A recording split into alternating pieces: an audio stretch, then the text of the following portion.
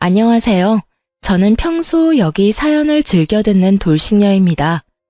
저는 제 인생에서 고비의 순간 알지 못했던 추악한 진실을 알게 되며 이혼까지 하게 되었는데요. 지금 생각하면 제가 모든 걸 내려놓고 무너질 뻔했던 순간에 이혼을 결심하며 제가 다시 일어날 수 있었다는 생각도 드네요. 도대체 어떤 일이 있었길래 이렇게까지 말하나 싶으실 텐데 바로 저의 사연 시작해 볼게요. 저와 남편의 첫 만남은 엄마와 시모의 소개로 이루어지게 되었었어요. 엄마는 작게 카페를 운영하고 있었는데 거기에 자주 오는 손님이 시모였고 평소 가게에 혼자 커피를 마시러 온 시모가 비슷한 나이 또래 엄마와 많은 대화를 나누며 가까워졌다고 하더군요. 이런저런 이야기를 나누다 가까워진 두 사람은 자연스레 자식들 이야기도 나누었고 그러는 와중 비슷한 나이대의 자식이 있다는 것을 알게 되었던 것이었죠. 그렇게 마음이 맞았던 두 엄마는 자식들의 만남을 주선하게 되었어요. 양가 어머님들이 주선한 자리라 부담스럽기도 했지만 한편으론 다른 사람도 아닌 엄마가 주선한 자리이니 어느 정도 신뢰도가 있는 상태에서 남편을 만나게 되었어요. 막상 만나보니 남편은 제가 생각한 것보다 더욱 괜찮은 사람이더라고요. 말도 잘 통하고 소탈하기도 했고요. 그래서 전 남편과 진지하게 만나다 결혼까지 하게 되었습니다. 결혼 준비도 꽤 순탄했어요. 저희는 정확히 반반 결혼을 했는데 제가 그렇게 하자고 먼저 의견을 냈었죠.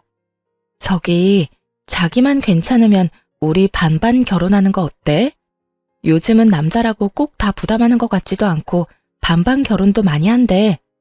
자기가 그렇게 말해주면 나야 고맙지. 사실 나 혼자 집 마련하는 건 무리여서 집에 손을 벌려야 하는데 그건 좀 아닌 것 같아서 어떻게 해야 하나 싶었거든. 그랬어? 그런 고민이 있었으면 진작 말했어야지. 그러면 집은 반반으로 해서 공동 명의로 하고 살림은 꼭 필요한 것만 사고 살면서 더 채워 넣는 걸로 하자. 알겠어. 고마워 자기야. 이런 저희의 의견을 양갓집에서도 찬성해 주셨고 그랬기에 보다 더 순탄한 결혼을 하게 되었어요. 짧은 설명을 더 해보자면 남편은 회사원이었고 저는 회사를 운영 중이었어요. 돌아가신 아빠가 차리신 회사였는데 자연스럽게 제가 물려받게 되었고 중요한 일은 엄마의 도움을 받으며 운영 중이었죠. 규모가 큰 편은 아니었지만 재무도 튼튼하고 매출도 꾸준해 회사 자체가 가진 재산이 꽤 되던 터라 돈 걱정은 없는 편이었습니다. 그 외에도 물려받은 건물이 있기도 했고 제가 투자해서 산 집도 2채 정도가 있었고요. 제 나이에 비해 가진 것이 조금 있는 편이라 남편과 결혼을 할 당시 재산에 대해 다 오픈해야 하나 고민이 되더라고요. 하지만 고민도 잠시 아무리 결혼을 했다고 해도 모든 걸 오픈할 필요가 없다고 생각했고 무엇보다 돈이 엮이면 아무리 좋은 사람이라도 하루아침에 다른 얼굴이 되어버리는 경우를 어릴 때부터 종종 봐왔던 터라 그저 작은 회사를 운영한다고만 알렸을 뿐 다른 이야기는 하지 않은 상태였어요. 제가 모든 것을 알려주지 않은 상태이니 당연히 시댁 사정에 대해서도 자세히 묻지 않았었고 그저 먹고 사는데 아무 문제 없다는 정도만 알고 있는 상태였습니다. 저뿐 아니라 남편 역시 시부는 돌아가시고 시모만 계셨던 터라 저는 저대로 시모에게 며느리로서의 도리를 남편은 남편대로 사위로서의 도리를 다하려고 노력하며 지냈죠. 서로가 배려하고 노력하니 당연히 큰 소리 날 일이 없었고 앞으로도 이렇게 서로 아끼고 산다면 행복한 날만 있을 거라 믿어 의심치 않는 날들이 지나가고 있었어요. 그러던 어느 날 회사에서 오래 일하던 회계팀 직원이 갑자기 그만두게 되어 전산이 꼬여 세금 계산이 잘못되는 일이 일어나고 말았어요. 그 덕에 세금이 누락되며 과징금을 지불하게 되었고 그 금액이 생각보다 커 엄마와 함께 회사에서 어떻게 해야 할지 상의를 하게 되었죠. 한참 머리를 맞대고 해결책을 논의하고 있는데 누가 노크를 하며 들어오더군요. 어머님, 여보, 오늘 늦는다고 해서 간식 좀 사왔어요. 이거 드시고 하세요. 당신도 이것 좀 먹고 해. 그 사람은 다름 아닌 남편이었고 양손 가득 엄마와 제가 좋아하는 먹을거리를 사들고 왔더라고요. 갑작스러운 남편의 등장에 당황한 엄마와 저는 급하게 서류를 치웠지만 이미 늦은 것 같더군요. 남편은 서류에 적힌 큰 금액에 대해 아무 말도 하지 않긴 했지만 눈치를 보아하니 많이 놀란 눈치였으니까요. 우와, 이게 다 뭐야? 다 나랑 엄마가 좋아하는 거네. 어떻게 이렇게 우리가 좋아하는 것만 딱딱 골라서 사왔대? 우리 남편 대단한데? 그러게, 우리 사위가 이렇게 내 취향을 잘 알고 있는지는 몰랐는걸? 고마워, 사위. 잘 먹을게. 우리 사위 덕분에 내 입이 행복하겠어. 엄마와 전 남편의 눈치를 살피며 어색한 분위기를 바꾸려고 노력했고, 남편 역시 이런 저희의 의도를 눈치챘는지 엄마와 제가 이끄는 분위기대로 따라와 주더군요. 에이, 장모님, 그렇게까지 띄워주시면 저 오늘 잠 못 잡니다. 다음엔 제가 더 맛있는 걸로 대접할 테니까 시간만 좀 내주세요. 우리 장모님 너무 바쁘셔서 식사 대접 한 번 하는 게 힘드네요. 알겠어. 이번에 급한 일만 처리하고 나면 데이트 한 번 해. 네, 장모님. 그러면 저는 먼저 가볼게요. 여보, 빨리 마무리하고 와. 나 집에서 기다릴게. 남편은 먼저 집으로 돌아갔고 저흰 하던 이야기를 마무리 지었어요. 그렇게 일을 마무리하고 집으로 돌아가니 남편이 저에게 할 말이 있다며 저를 빤히 바라보더군요. 저는 무슨 말인가 싶어 남편의 눈을 마주하며 앉아 있었고 한참을 망설이던 남편이 이렇게 말했어요. 여보, 사실 아까 나 다 봤어. 아, 그래? 다 봤구나. 별거 아니야. 걱정할 필요 없는 일이니까 당신은 걱정하지 않아도 돼. 이번에 오래 있던 직원분이 그만두면서 일이 좀 꼬여서 과징금을 좀 내게 됐는데 오늘 잘 해결했으니까 걱정하지 마. 전 혹시나 남편이 걱정할까 싶어 최대한 빨리 상황에 대해서 설명하며 안심시켜주려 노력했어요. 그래? 그렇다면 다행이네. 그런데 도대체 당신 회사 규모가 어느 정도길래 세금을 그만큼이나 내는 거야? 아까 당신이랑 장모님이랑 숨기고 싶어 하는 것 같아서 티는 못 냈는데 내심 깜짝 놀랐어. 금액이 너무 커서 말이야. 아, 이번만 그래, 이번만. 앞으로 더 열심히 해야지. 우리 마누라 능력 좋은 건 알았지만 생각보다 더 굉장한 사람이었네. 내가 더 잘해야겠어. 우리 마누라 밖에 나가서 훨훨 날아다닐 수 있게. 참나, 말 예쁘게 하는 것 좀 봐. 내가 당신 때문에 웃고 살아. 나라고 뭐 다른 줄 알아? 나도 당신 때문에 웃고 살아. 저 때문에 웃고 산다는 그 말. 지금 생각해보니 틀린 말도 아니네요. 남편 놈은 제가 생각지도 못한 계획을 세우며 뒤에서 추악한 웃음을 짓고 있었을 테니까요. 하여튼 남편은 이날도 제 회사, 제 재산에 대해 자세히 묻지도 따지지도 않았고 내심 전 이렇게 넘어가게 되어 다행이다 싶었어요. 혹시나 남편이 세세하게 묻기 시작한다면 어떻게 해야 하나 고민이 많기도 했거든요. 어찌되었든 곤란한 상황을 잘 넘긴 이후 남편은 제가 회사 일로 신경 쓸 일이 많다고 생각했는지 저를 대신해 친정엄마를 더 많이 챙겨주기 시작하더군요. 제가 늦는 날엔 엄마와 함께 밥을 먹고 오기도 했고 병원을 모시고 다니기도 하고요. 그런 남편의 모습을 보며 저와 엄마는 더욱 남편에게 마음을 더욱 열고 있는 중이었죠. 그렇게 몇 달이 지나 회사는 다시 안정권에 들어 운영되고 있었고 마침 시모의 생일이라 시모가 가고 싶다던 식당에서 식사를 대접하고 있었어요. 어머님, 생신 축하드려요. 이건 용돈이에요. 약소하지만 가지고 계시다가 필요하실 때 쓰세요. 어머나, 이렇게나 많이는 필요 없는데. 일단 주는 거니까 고맙게 받으마. 다음 생일부턴 이런 거 필요 없으니까 그냥 빈손으로 오렴. 난 이렇게 너희랑 같이 밥만 먹어도 너무 좋아. 에이, 그래도 그건 아니죠. 저랑 이 사람이랑 부지런히 벌어서 내년엔 더 많이 드릴 테니 어머님은 건강하시기만 해주세요. 그래, 알겠어, 우리 며느리. 말도 어쩌면 이렇게 예쁘게 하는지. 요즘 내가 우리 며느리 생각하면 밥을 안 먹어도 배가 다 부르다니까. 주고받는 덕담의 식사 자리 내내 웃음이 끊기지 않았어요. 그렇게 좋은 분위기 속에서 밥을 먹고 있는데 엄마에게서 전화가 오더군요. 시모의 생일이라 시모와 시간을 보내고 있다는 것을 엄마도 알고 있을 텐데 그럼에도 불구하고 전화가 오니 심장이 덜컹하며 불안해지더라고요. 그래서 전 시모에게 양해를 구하고 전화를 받았고 수화기 너머에서 들려오는 것은 익숙한 엄마의 목소리가 아닌 낯선 남자의 다급한 목소리였어요. 이 휴대전화 주인 따님분 맞으신가요? 네, 맞는데 누구시죠? 지금 어머님께서 사고가 크게 나 병원으로 이송 중이세요. 지금 의식이 너무 약해서 빨리 병원으로 와주셔야 할 것 같아요. 저희가 지금 땡땡 병원으로 이송 중이니 그리로 오시면 될 것 같습니다. 전화를 받자마자 저와 남편 그리고 시모까지 병원으로 급하게 갔지만 이미 엄마는 세상을 떠난 뒤였습니다.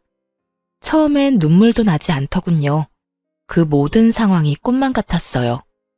이런 저를 대신하듯 남편이 대성통곡을 하며 울기 시작했고 시모는 자리에 주저앉아 눈물만 뚝뚝 흘려대더군요.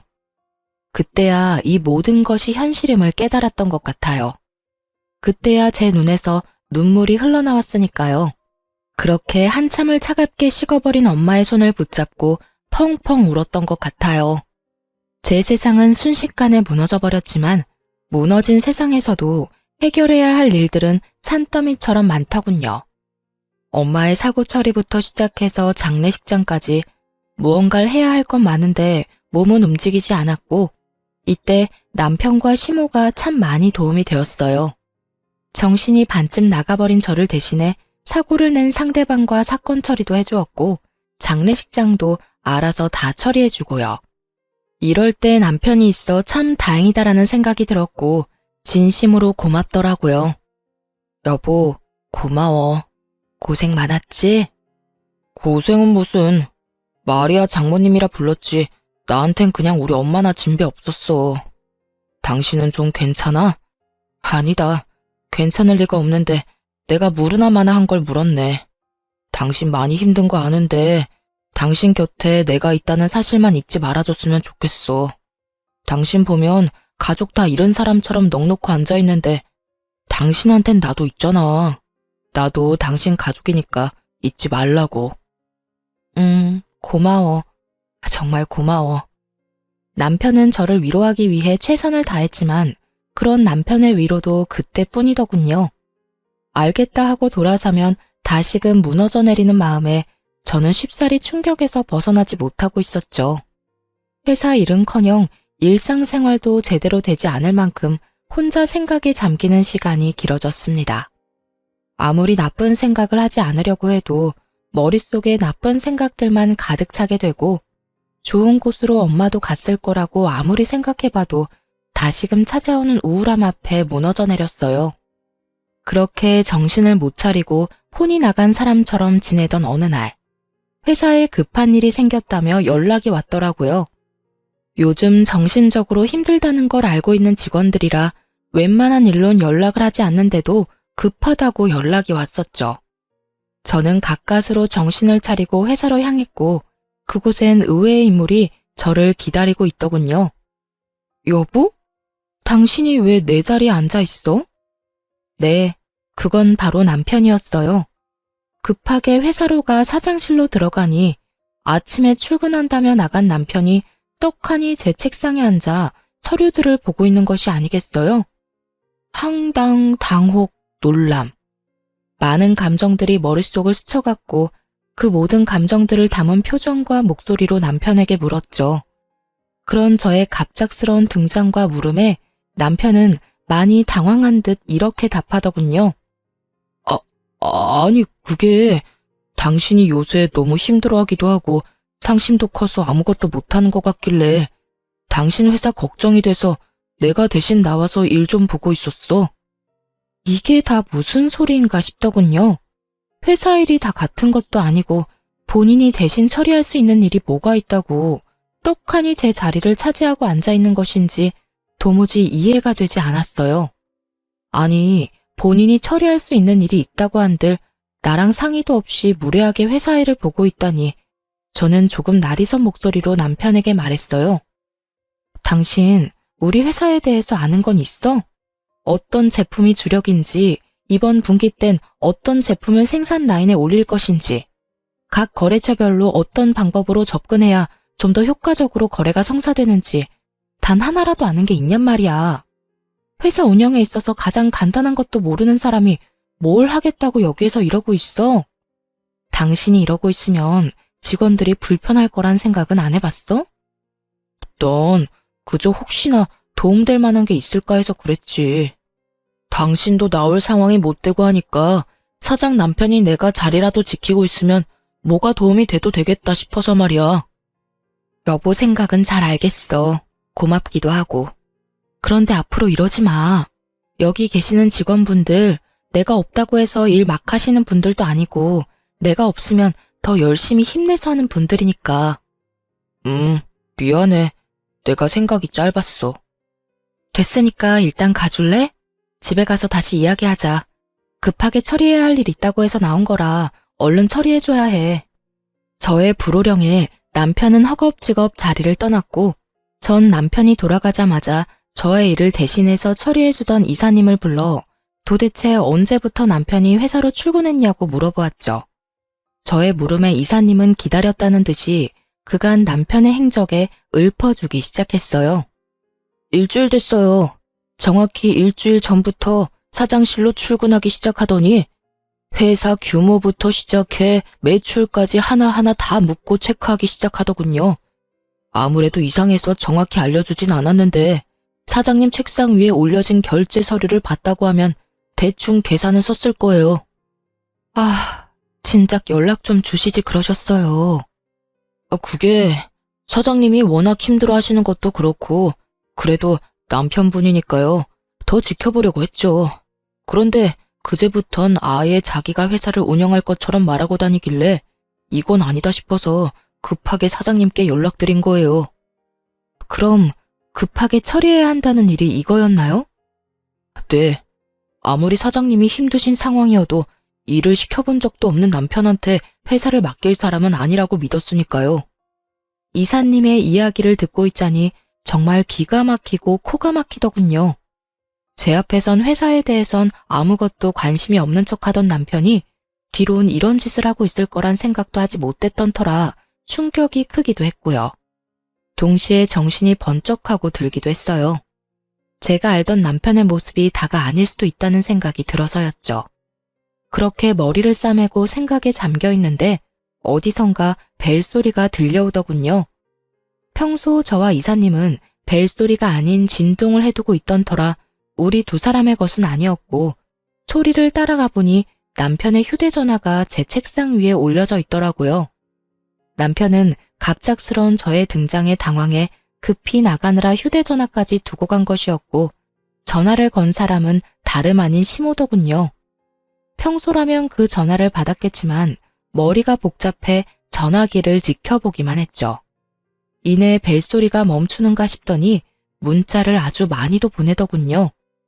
연이어 울리는 알림음에 잠금 화면 밖으로 보이는 내용들만 봤는데 정말 아찔하고 혈압이 오르는 내용들밖에 없더라고요. 덕분에 저의 흐트러졌던 정신을 꽉 잡게 해주는 결정적 계기가 되었죠.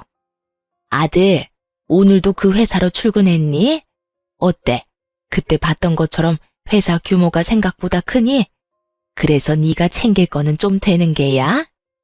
내가 생각을 많이 해봤는데 이혼하는 것보단 그냥 같이 사는 건 어때? 아무래도 재산 분배하는 것보단 네가 계속 같이 살면서 그 재산 다 네 거 만드는 게 더 좋을 것 같아서 말이야. 죽은 장모 재산도 꽤 많다며. 잘 생각해 아들. 같이 살 섞고 살다 보면 정도 들고 그러는 거야. 그깟 사랑이 뭐라고 그 많은 재산 놓치려고 하니? 지금 한번 눈 딱 감으면 너 한평생 돈 걱정 없이 사는 거라고. 이게 무슨 상황인지 이해하는데 많은 시간이 걸리진 않았어요. 너무 뻔한 스토리였으니까요. 제가 정신을 차리지 못하는 사이 남편은 제 회사로 출퇴근을 하며 회사에 대해 알아봤을 테고 책상 위에 쌓인 서류들을 보아하니 돌아가신 엄마의 유산 목록도 있더군요. 값이 좀 되는 건물에 형광 펜칠에 별표까지 쳐댄 걸 보아하니 그 건물은 꼭 가지고 싶은 남편의 속마음도 알 수가 있었죠. 혹시나 하는 마음에 남편과 시모에 대해 확인할 수 있는 건 모두 확인했어요. 잠자는 사이 남편의 지문으로 휴대폰을 열어 문자 내역을 열어봤죠. 남편 놈이 멍청한 것인지 생각이 없는 것인지 그간 시모와 나눴던 대화들은 하나도 지우지 않았더군요. 처음부터 읽어보니 정말 가관도 그런 가관이 없더라고요. 시모는 처음 엄마에게 접근한 것부터가 계획적이었어요.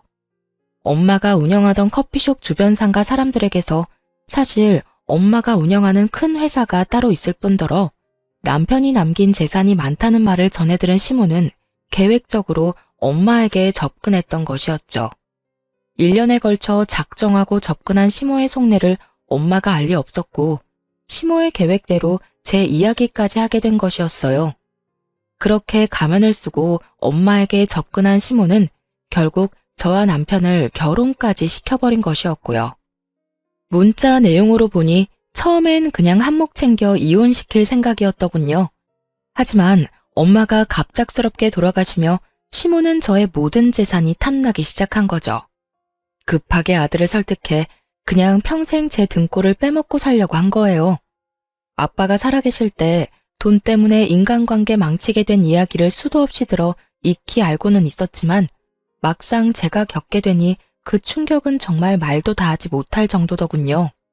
심지어 엄마가 돌아가신 지 얼마 되지 않은 상황에서 일이 되니 충격이 배가 되어 돌아왔어요.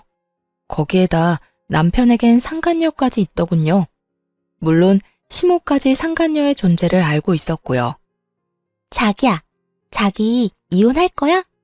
어머님 오늘 만났는데 저번엔 당장 자기 이혼시킬 것처럼 구시더니 오늘은 조금 더 기다리란 말만 하더라고. 자기 이혼할 거지? 이혼하고 나한테 올 거지? 당연하지. 그런데 엄마 말처럼 자기가 좀 더 기다려줘야 할 것 같아. 왜? 얼마나 더 기다리란 말이야. 사실 좀 오래 걸릴 것 같기도 해. 자기도 알다시피 그 여자 엄마도 죽었잖아. 그런데 남긴 유산이 꽤 되더라고. 결혼까지 하고 이때까지 살았는데 이대로 재산 조금 뜯어내고 이혼하는 건 너무 아까운 것 같아서 말이야. 이왕 이렇게 된 김에 제대로 뜯어내야 하지 않겠어? 재산이 그만큼이나 돼? 그래. 건물부터 집까지 한두 푼이 아니더라니까. 그러니까 자기가 조금만 더 참고 이해해줘. 정말 가관이더군요. 장모님, 장모님 하며 알랑방귀를 낄 때는 언제고 그 여자 엄마라고 칭하는 걸 보는데 정말 돌아가신 엄마가 불쌍해 눈물이 왈칵 쏟아질 것만 같았어요. 겨우 진정을 한 저는 일단 모든 문자를 사진으로 찍어두었고 남편과 시모를 한 방 먹일 계획을 세우기 시작했어요. 남편의 눈치를 살피니 당장 이혼을 할 것 같진 않았고 시모의 말을 진지하게 고민하는 것처럼 보였기에 저는 천천히 계획을 실행하기 시작했죠. 그렇게 한 달이 지난 어느 날 남편은 은근슬쩍 저에게 유산에 관해서 물어오더군요. 여보, 내가 다른 뜻이 있는 게 아니라 걱정이 돼서 하는 말이니까 오해하지 말고 들어봐. 당신 장모님 유산 정리는 잘한 거야? 내가 보려고 본 게 아니라 우연히 장모님 유산 목록을 보게 돼서 말이야. 보니까 건물도 있고 땅도 있던데. 당신 워낙 이리저리 바쁘고 힘들었잖아. 그런 사람이 건물이고 땅이고 신경 쓸 시간이 있을까 싶더라고. 아, 그거? 잘 정리했어. 사실 잘 정리한 것도 아니지. 어? 그게 무슨 말이야? 무슨 일 있어? 그게 사실은 요즘 회사가 좀 힘들어. 그래서 그것들 다 처분해서 회사에 다 쏟아부었어. 아빠가 살아생전 고생해서 일군 회사 내 손으로 망하게 할 순 없잖아. 그래서 엄마 유산으로 일단 급한 불부터 껐지. 남편은 제 말에 태세를 받고 침까지 튀기며 저를 몰아붙이기 시작하더군요. 뭐? 그렇게 탄탄하던 회사를 갑자기 왜? 아무것도 모르는 내가 봐도 앞으로 걱정 없는 회사 구조였는데 그런 회사가 왜 갑자기 힘들어져? 그게 당신도 알다시피 내가 요즘 정신줄을 놓고 살았잖아. 급하게 처리해야 하는 일도 처리 못하고 그러다 보니 그렇게 됐지 뭐. 그런데 당신 우리 회사에 관심이 많았나 봐? 언제 그런 것까지 다 살펴봤대? 그거야. 당신 말대로 장인 어른이 일군 회사니까 나도 당연히 신경이 쓰여서 그랬지. 그래서 회사는 괜찮은 거야? 이제 아무 문제 없는 거야? 그게 아무래도 힘들 것 같긴 해. 일단 급한 불만 껐다는 거지 완전히 안정됐다는 말은 아니야. 아무래도 내 생각엔 힘들 것 같긴 해. 마지막 발악하는 거지 뭐. 저의 말에 남편은 생각이 많아진 듯 아무 말도 없더군요. 그랬겠죠. 어떻게 해서든 더 뜯어내려고 그렇게 머리를 굴려대던 놈인데 갑자기 회사가 망하게 생겼다니 볼머리 아프지 않겠어요? 거기에다 그렇게 눈독을 들이던 땅이고 건물이고 다 팔아 망해가는 회사에 다 쏟아 넣었다니 남편 놈 입장에선 미치고 팔짝 뛸 노릇이었겠죠. 하지만 남편은 더는 저에게 무어라 말을 하지 않았고 저는 정확히 일주일 뒤 결국 회사를 정리하게 된 사실을 알리게 되었죠. 여보, 나 오늘 회사 정리했어. 힘써봤는데 아무래도 무리였나 봐. 제 말에 남편은 그야말로 노발대발 화를 내며 되레 저에게 따져 묻기 시작했어요. 뭐? 그게 정말이야? 당신 제정신이야? 결국 이렇게 문 닫을 거였으면 장모님 유산은 때려붙지 말았어야지. 돈은 돈대로 날리고 회사는 회사대로 망하고 그게 무슨 멍청한 짓이야? 나라고 뭐 마음 편한 줄 알아? 나라고 회사 문까지 닫게 될 줄 알았겠냐고. 그래서 정말 남은 재산이 하나도 없는 거야? 그 많던 돈이 하나도 없다, 이 말이냐고. 그게 뭐 나도 잘 모르겠어. 저는 우물쭈물 대답을 회피했고 남편은 마지막 발악을 마치고 집을 나가버리더군요. 됐어. 당신 표정 보니까 대충 알겠어. 그러게 나라도 나가서 돕는다고 할 때 가만히나 있지 이게 다 뭐야? 아우 짜증나. 그게 다 얼만데. 당신 얼굴 보고 있으려니 짜증나서 안 되겠어. 난 나갈 테니까 잠을 자든 울고 있든 알아서 해. 그렇게 나간 남편은 집으로 돌아오지 않았고 그 덕분에 편안한 마음으로 꼼꼼히 이혼을 준비하게 되었습니다.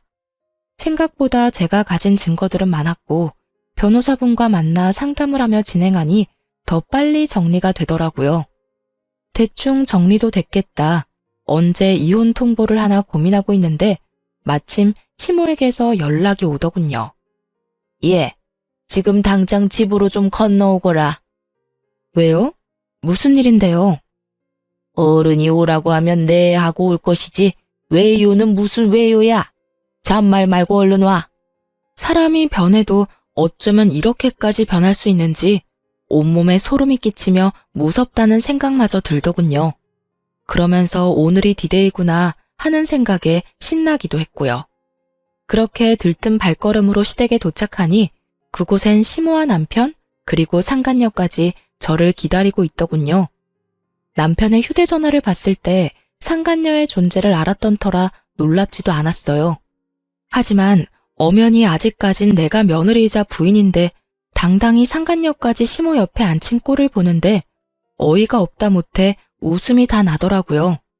그런 제 마음을 아는지 모르는지 시모는 제가 엉덩이를 땅에 붙이고 앉기도 전에 본론을 꺼내더군요. 예, 너 그만 우리 아들이랑 헤어져 줘야겠다. 이혼하라니 말이야. 들어보니 너 쫄딱 망했다고 하던데 망한 너랑 계속 살아봤자 뭐 하겠니? 평생 같이 고생밖에 더 하겠니? 제대로 앉지도 않았는데 이혼 말을 들으니 아무리 예상했었어도 화가 치밀어 오르더라고요. 그래서 저 역시 적대적인 감정을 숨기지 않고 되물었죠. 그러니까 지금 제가 망했으니까 이혼하란 이 말이죠? 망했으니 함께 힘을 합쳐 잘 살아보라는 게 아니라 같이 잘 살긴 뭘 잘 살아? 누구 고생시키려고? 말이야 바른 말이라고. 사돈 죽고 네가 제정신으로 살긴 했니? 매일 집구석에서 처박혀서 울기나 울고. 남편 밥이나 제대로 챙겨줘 봤니? 남편한테 따뜻한 말 한마디라도 해봤니? 내가 너 마음에 안 드는 게 한둘이 아니었다. 그나마 깔고 앉은 재산이 많아 어떻게 해서든 이혼만은 안 시키고 살리려고 했더니 그깟 부모 죽은 게 뭐라고 정신 빼놓고 살다가 그 많은 재산도 말아먹고. 이런 꼴 보기 싫어서 네 엄마가 그렇게 돌아가신 게야. 너 회사 말아먹는 꼴 보기 싫어서. 이게 무슨 미친 소리인가 싶더군요. 그렇지 않아도 내가 이 미친 시모 생일 챙기느라 우리 엄마 혼자 외롭게 세상을 등졌을 생각만 하면 아직까지 눈물이 앞을 가리는데, 우리 집 재산이나 노린 주제에 감히 엄마를 입에 올리니 화가 치밀어 참을 수가 없더군요. 말이 좀 심하네요. 아무리 상황이 이렇다고 한들 돌아가신 저희 엄마 이야기를 그딴 식으로 하는 건 아니죠. 이것 봐라. 사사건건 말대꾸 하는 것도 모자라 감히 시어미를 그런 식으로 노려보는 거. 네가 그딴 식으로 구니 내가 널 예뻐할 수나 있겠니? 돈 줄 땐 예뻐 죽겠다고 이런 복덩이가 없다고 하더니 망했다는 말 들으니까 제가 미워 죽겠나 봐요? 왜? 눈에 가시 같진 않으시나요? 왜 아니겠니? 너 보고 있으면 눈이 콕콕 쑤시는 게 찝찝하고 기분까지 나빠져 온다. 그러니까 얼른 이혼한다는 대답이나 내놓고 썩 꺼지거라. 온 김에 여기 서류에 도장까지 찍어주면 더 좋고. 언제 서류까지 준비한 것인지 시모는 이혼 서류를 내밀며 꼴 보기 싫어 죽겠다는 듯 고개를 세차게 흔들더군요. 그런 시모의 언행도 어이없고 화가 나는데 그보다 저를 더 화나게 했던 건 남편과 상간녀의 언행이었어요. 엄마, 긴 말 할 것도 없어. 야, 엄마 말 잘 들었지? 내가 너 진짜 좋아서 결혼까지 했겠냐? 솔직히 너 재산 말곤 볼 거 뭐 있냐? 여자가 싹싹 가기를 해. 그렇다고 애교가 있기래. 무슨 목속 세워둔 것도 아니고 뻣뻣해서는. 이때껏 아무 말 안 하고 데리고 산 것만 해도 고맙다고 생각해라. 아, 그리고 소송 같은 건 할 생각도 하지 마. 증거도 없을 거고 괜히 없는 살림에 변호사 선임 비용 같은 거 쓰지 말란 말이야. 그러게. 그냥 조용히 이혼해주세요. 들어보니 요즘 사정도 좋지 않다고 하던데. 괜히 시간 낭비, 돈 낭비하지 말자고요. 그리고 될 수 있으면 빨리 이혼 좀 해주실래요? 아, 이혼까지 요구당하는 마당에 빨리 해주기까지 해야 하나 봐. 내가 왜 그래야 하지? 내가 사실 지금 임신을 해서요. 배부르기 전에 드레스는 입어야 하지 않겠어요? 그러니까 같은 여자로서 배려 좀 하라고요. 드레스 입어봤으니까 알 거 아니에요. 배 나오면 예쁜 드레스 못 입는 거. 처음부터 끝까지 제 앞에서 이리도 당당했던 이유가 다른 것도 아닌 임신이었다니. 저런 부모들 사이에 태어날 아기가 불쌍할 지경이었어요. 전 파렴치한 세 사람의 말이 끝나자마자 크게 웃어버렸고, 그런 저를 세 사람은 미쳤냐는 눈빛으로 쳐다보더군요. 당신 미쳤어? 회사 망하고 이혼까지 하게 생기니까 드디어 정신줄을 놔버린 거야? 당신이 미치든 말든 상관없는데 이혼은 해주고 미쳐. 누구 고생시키려고 지금 정신줄을 놔버리는 거야? 야, 나 안 미쳤으니까 걱정하지 마. 이혼하자고? 그래, 이혼하자. 애까지 가졌다는데 이혼해야지. 정말이야? 정말 나랑 이혼해 줄 거야? 그런데 소송은 할 거야. 증거가 없다고 생각하는 것 같은데 뱃속의 아기가 증거가 되고도 남을 텐데 왜 그 생각은 못하는 건지 모르겠네. 멍청한 건지 생각이 없는 건지. 그리고 나 이 집에 들어오는 순간부터 지금까지 모든 대화 다 녹음 중이야. 그러니까 소송 제대로 준비하는 게 좋을 거야. 참고로 나 변호사 선임할 비용 차고 넘치니까 내 주머니 걱정은 하지 말고 당신 걱정이나 해. 아주 제대로 뜯어내 줄 테니까. 저는 시댁에 들어서기 전 휴대전화를 이용해 녹음을 하고 있는 중이었고 아무런 증거도 남기지 않았다고 믿어 의심치 않던 남편은 제 말을 듣고 눈알을 부라리며 이렇게 말하더군요. 녹음? 그딴 게 증거나 될 줄 알아? 그리고 어디서 허세야? 내가 당신 회사 가봤거든. 아예 문 다 닫았던데 무슨 돈이 있다고 그래? 야, 회사까지 찾아가 볼 정성이면 좀 제대로나 알아보지 그랬어.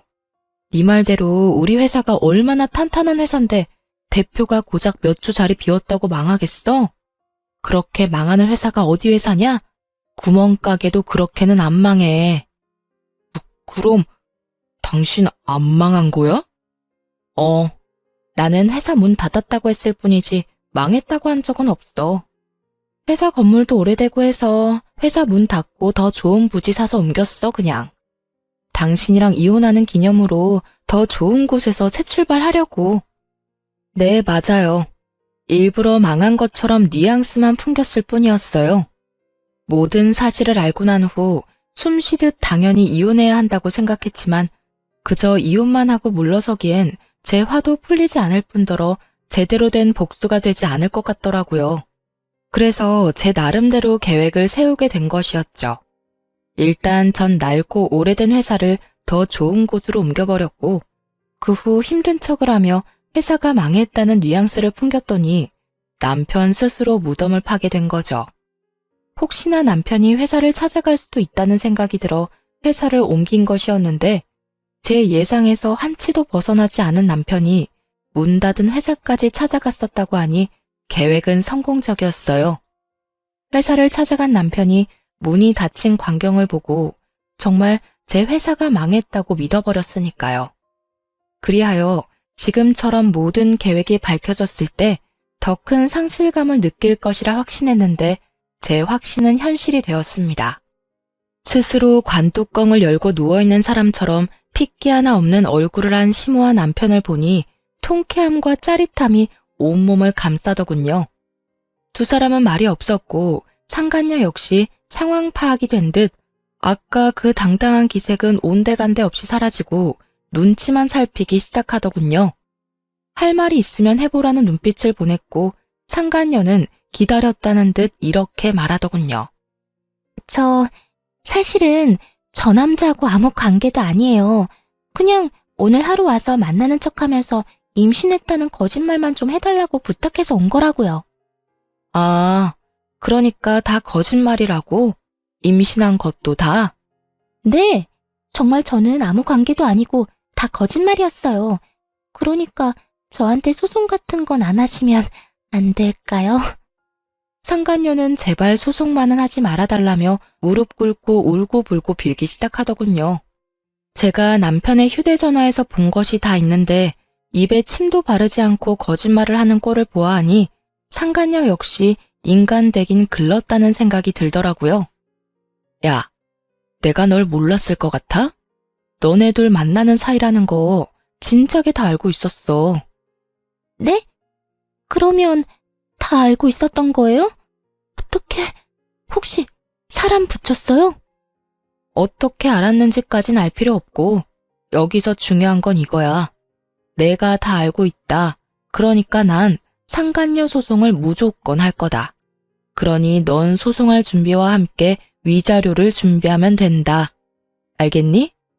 너도 들었으니까 알지? 나 돈 많은 거. 참고로 변호사 선임도 끝났고 준비도 다 된 상태라 너네 생각보다 빨리 소송 진행될 거야. 그러니까 여기서 이러고 있을 시간에 변호사 알아보고 돈이나 준비해놔. 제 말에 상간녀는 모든 걸 포기한 듯 고개를 숙이고 울기 시작했고 남편은 제 손을 부여잡더니 애원하기 시작하더군요. 여보, 내가 다 잘못했어. 내가 잠시 미쳤었나 봐. 난 정말 당신이 망한 줄 알고, 아니, 당신이 망했으면 내가 당신 옆에서 더욱 힘이 돼줬어야 했는데 한순간에 잘못된 판단이 상황을 이렇게 만들었어. 나 지금 진짜 반성 많이 하고 있거든? 그러니까 한 번만 나 용서해주면 안 될까? 용서? 너 지금 용서라는 말이 나오니? 네 말대로 나 망한 줄 알고 이혼부터 하자는 남자를 내가 용서할 것 같아? 그리고 만에 하나 내가 용서하면 저 여자 뱃속에 있는 네 애는 어떻게 할 건데?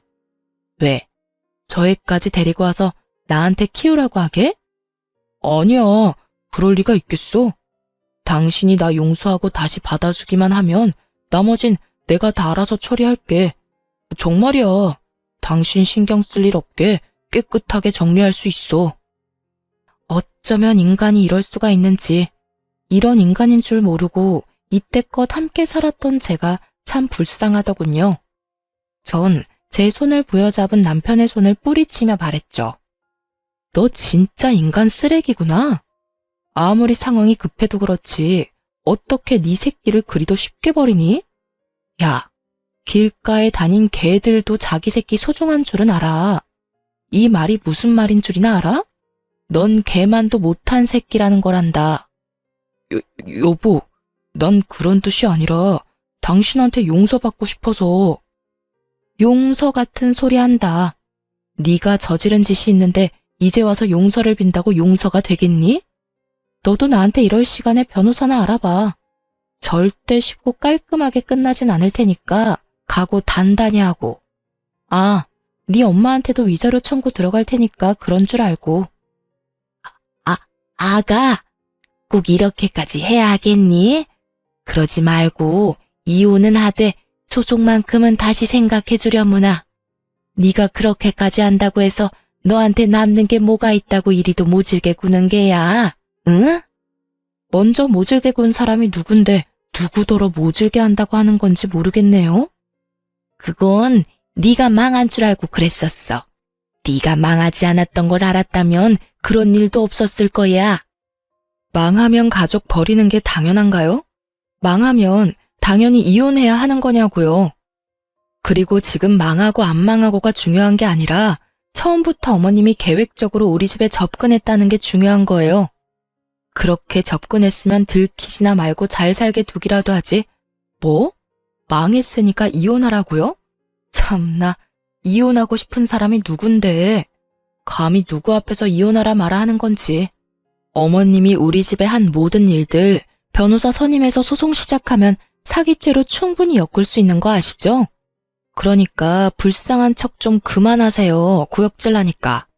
저는 단호했고 시모는 곡소리를 내며 울기 시작하더군요. 그놈도 소리 없이 눈물만 흘리고 있었고요. 그렇게 망연자실한 세 사람을 뒤로한 채 새로 마련한 저의 집으로 돌아왔습니다. 얼마나 큰 소리로 울어대는지 집으로 돌아오는 내내 시모의 곡소리가 귀에서 떠나지 않더군요. 그 후 전 통쾌한 마음으로 이혼을 진행하게 되었고 시모와 남편 상간녀에게 각각 위자료를 받고 성공적인 이혼을 하게 되었습니다. 이혼을 진행하면서 알게 된 사실인데 그 인간들 한심한 인간들인 건 알았지만 정말 한 치 앞도 못 보는 한심한 인간들이더군요. 그나마 가진 돈이 조금이라도 있는 줄 알았던 전 시댁은 제 생각보다 더 가진 것이 없었고 그마저도 저의 재산을 뜯어갈 행복한 꿈에 젖어 어지간히 펑펑 쓰고 다닌 모양이더라고요.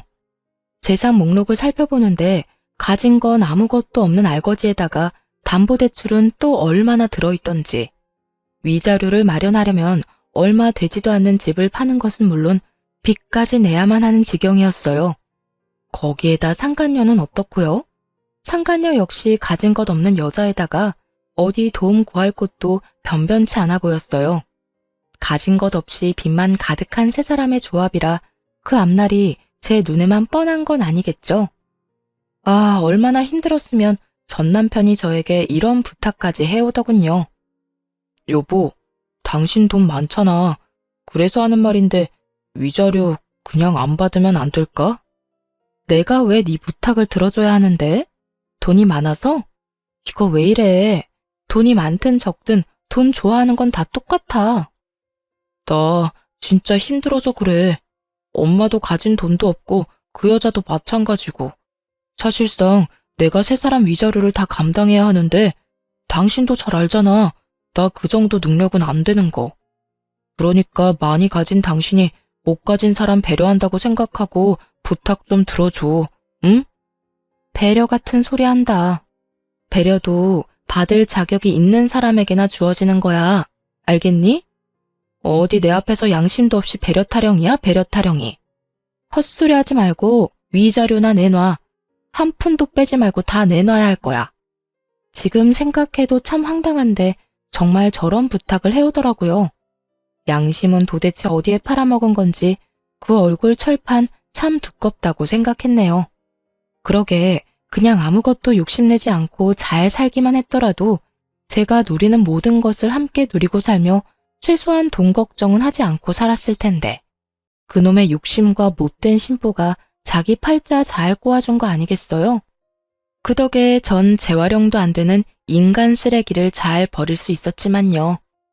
저는 이혼을 마치고 정신 똑바로 차리고 다시 회사에 복귀했어요. 여전히 부모님을 생각하며 막연히 눈물을 흘리곤 하지만 예전처럼 감당하지 못할 정도의 슬픔 때문에 일상생활이 불가능할 정도는 아니에요. 거기에다 저 연애를 하고 있어요.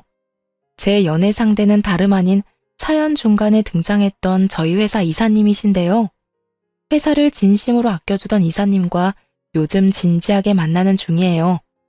10년을 알고 지낸 이사님은 제가 유일하게 믿는 사람으로서 저에게 많은 도움을 주기도 하고 많은 마음을 쏟아주며 제가 큰일을 겪고도 오롯이 우뚝 설 수 있도록 많은 사랑을 주신 분이에요. 아직 결혼 생각까지 하고 있는 건 아니지만 이사님이라면 다시 한번 용기를 내보는 것도 괜찮지 않을까 하는 생각도 들곤 해요. 혹시나 걱정하시는 분들이 많으실 것 같아 이사님에 대해 조금 더 설명해 드리자면 과거엔 이사님이셨지 현재는 다른 사업체를 운영하는 사장님이랍니다. 매출은 우리 회사보다 조금 더 나은 것으로 알고 있고요.